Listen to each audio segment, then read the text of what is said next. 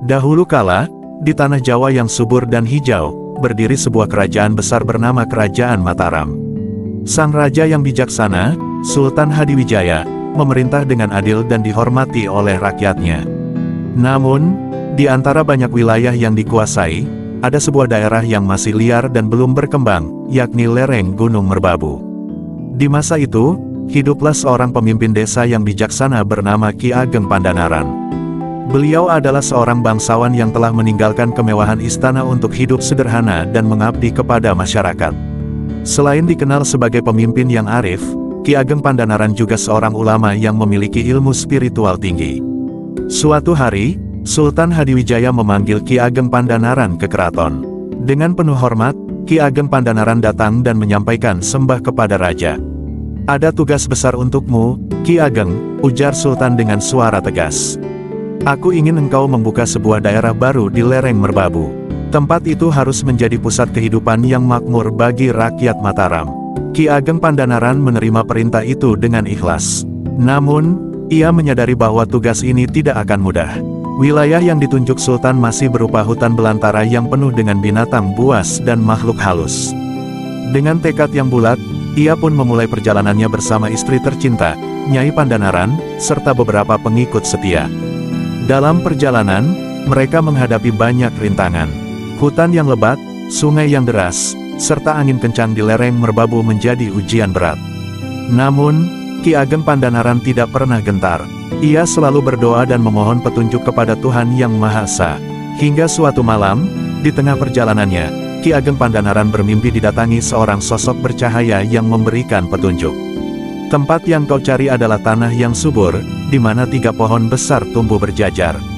Di sanalah kau harus berhenti dan membangun pemukiman," kata sosok tersebut dalam mimpinya. Keesokan paginya, Ki Ageng Pandanaran membangunkan rombongannya dan menceritakan mimpi tersebut.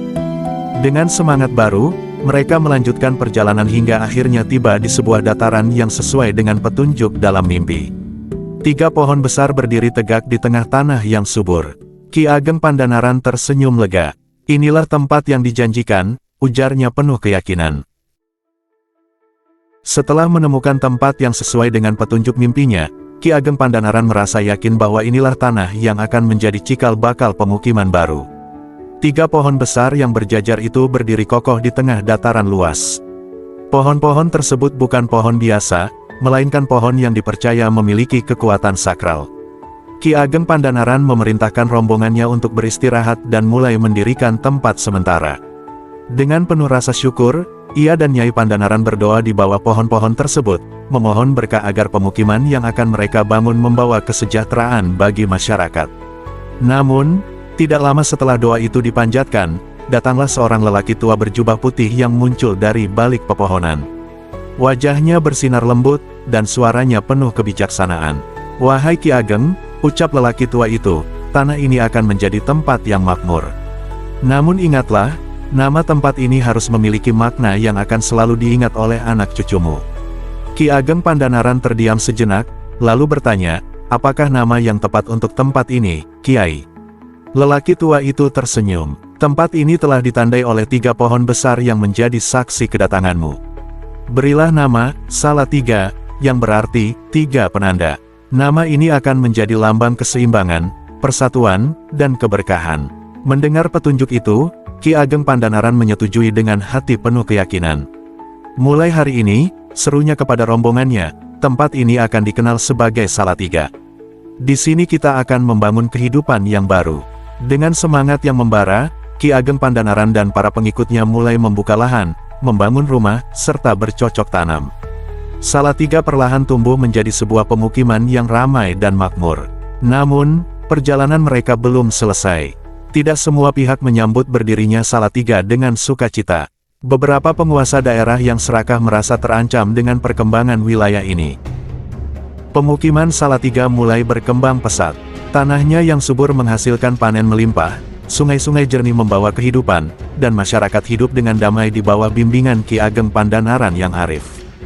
Namun, kabar tentang kemakmuran Salatiga akhirnya sampai ke telinga penguasa kerajaan tetangga yang serakah, Adipati Pragola dari Kadipaten Prawata. Adipati Pragola dikenal sebagai seorang penguasa yang ambisius. Ia tidak suka melihat wilayah lain tumbuh makmur tanpa berada di bawah kendalinya. Salatiga harus tunduk padaku, gumamnya dengan nada penuh amarah. Tidak boleh ada wilayah yang lebih makmur dari tanah Prawata. Dengan niat buruk, Adipati Pragola mengirim utusan untuk menyampaikan pesan ancaman kepada Ki Ageng Pandanaran. Ki Ageng, ujar utusan itu dengan suara lantang, Adipati Pragola memerintahkan agar Salatiga mengakui kekuasaannya. Jika tidak, kami akan menyerang dan merebut wilayah ini dengan paksa. Mendengar ancaman tersebut, para warga Salatiga menjadi cemas. Namun, Ki Ageng Pandanaran tetap tenang. Dengan suara yang tegas namun lembut, ia berkata, katakan kepada Adipati Pragola bahwa Salatiga adalah tanah yang diberikan oleh Tuhan. Kami tidak akan menyerah pada ancaman. Utusan itu kembali dengan laporan kepada Adipati Pragola. Merasa dihina, sang Adipati segera memerintahkan pasukannya untuk bersiap menyerang Salatiga. Sementara itu, Ki Ageng Pandanaran mengumpulkan masyarakat untuk berdoa bersama dan memohon perlindungan dari Tuhan Yang Maha Esa. Ia juga menyiapkan strategi pertahanan yang bijak. Kita tidak akan mencari peperangan, ujarnya, tetapi jika mereka datang dengan niat buruk, kita harus mempertahankan tanah ini. Hari yang dinantikan pun tiba. Pasukan Prawata yang besar dan bersenjata lengkap bergerak menuju Salatiga. Namun, Ki Ageng Pandanaran memiliki rencana yang tidak diduga oleh musuh.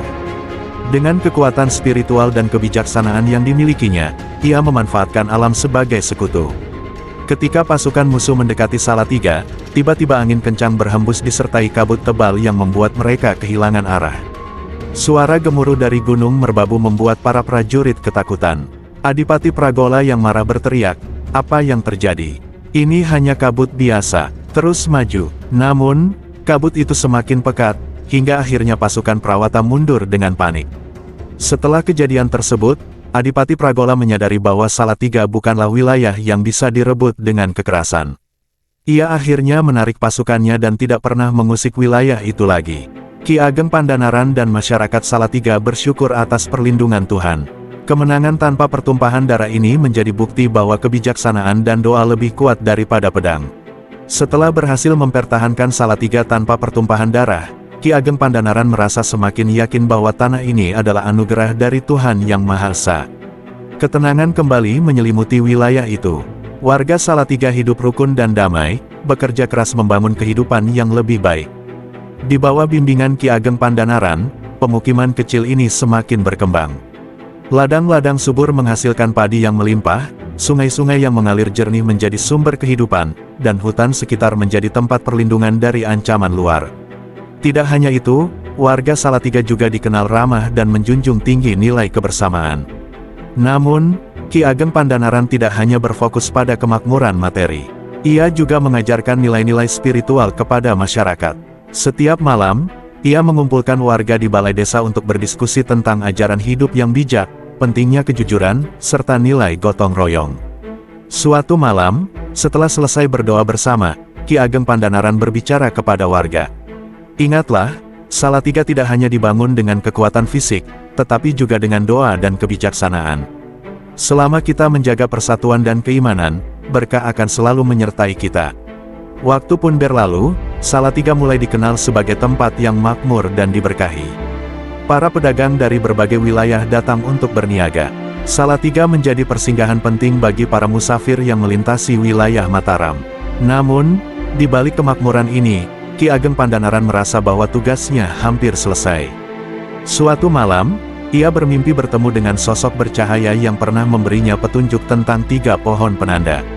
Wahai Ki Ageng, ucap sosok itu, kau telah menjalankan tugasmu dengan baik. Salatiga kini telah tumbuh menjadi tempat yang diberkahi. Sudah waktunya engkau kembali ke jalan spiritual yang lebih tinggi. Ki Ageng Pandanaran terbangun dengan hati yang tenang. Keesokan harinya, ia memanggil Nyai Pandanaran dan para warga. Waktuku di sini telah tiba pada akhirnya, ujarnya dengan suara lembut.